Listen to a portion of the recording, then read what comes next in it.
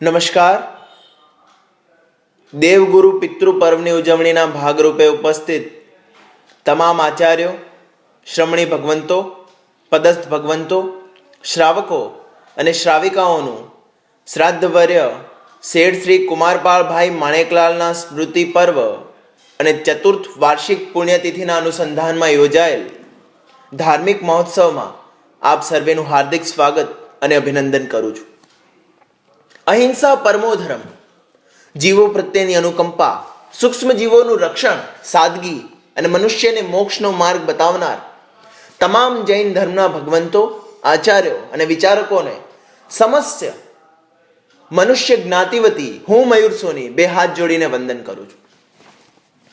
મિત્રો, જીવન એ મહાન છે. અસંખ્ય અસંભાવનાઓથી પ્રેરાતા એક અટપટા દ્રશ્ય સમાન છે. ગમે તેમ જીવવું એ કંઈ સાર નથી જીવનનો.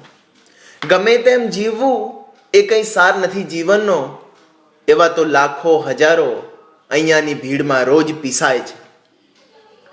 જીવનની કળા જીવવી, શીખવી અને શીખવવી એમાં કંઈક ખાસ છે. જીવાત્મા અને પરમાત્મા મહત્તમ સામ્યતા અને આંશિક અસામ્યતા ધરાવતા બે શબ્દો અંધકારથી પ્રકાશ તરફ લઈ જતા મનુષ્યરૂપી પ્રવાસનું આલેખન કરે છે. કહેવાય છે કે જીવન એ માતૃત્વના ખોળામાં એક નાનકડા સ્મિત સાથે શરૂ થઈ અને જીવનરૂપી સાગરના વાવાઝોડાઓ વચ્ચે સતત ડગમગતું રહે છે અને અંતે જીવાત્મા શરીરરૂપી કાયાનો ત્યાગ કરે છે અને શરીર પંચમહાભૂતમાં વિલીન થઈ જાય છે. આ વચગાળાના પ્રવાસ દરમિયાન જીવાત્મા અનેક પ્રકારના કર્મબંધનોમાં જોડાય છે.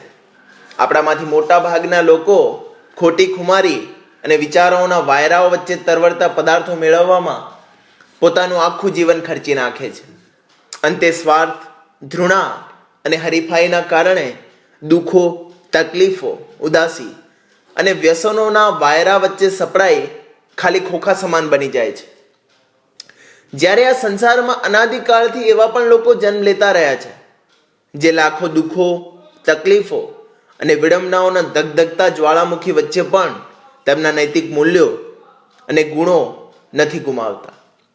જ્યારે નિખાલસતા, વ્યવહાર, જીવદયા અને અનુકંપા જેવી ભાવનાઓથી આ સંસારને પ્રેમ, કરુણા અને સુવ્યવસ્થિત જીવન જીવવાની કળા શીખવે છે.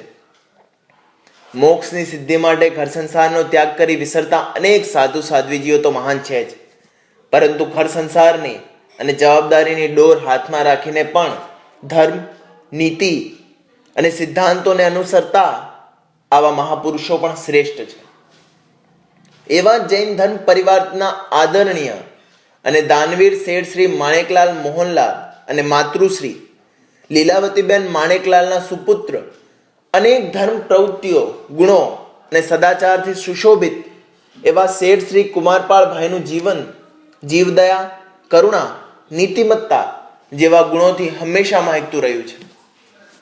એમની આંખોમાંનું તેજ, બેબાક હાસ્ય, એમની કરુણા અને નિર્મળ વ્યક્તિત્વની ઝાંખી એમની છબી માત્ર નિરખવાથી જ દ્રશ્યમાન થાય છે.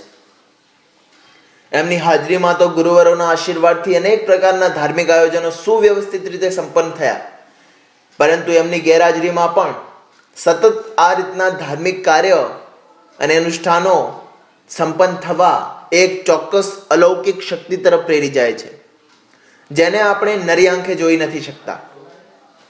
એમના આશીર્વાદ એ જ ખરા શબ્દોમાં સૌની સંપત્તિ છે. વર્ષો વર્ષ આ રીતના ધાર્મિક કાર્યો થાય તેની પ્રેરણા ભગવંતો આપતા રહે. અંતમાં મિત્રો, જીવન તો દરેક જીવે છે, પરંતુ કેટલું જીવ્યા એના કરતાં કેવું જીવ્યા એ મહત્વનું છે. ખૂબ ખૂબ ધન્યવાદ. ખૂબ ખૂબ આભાર.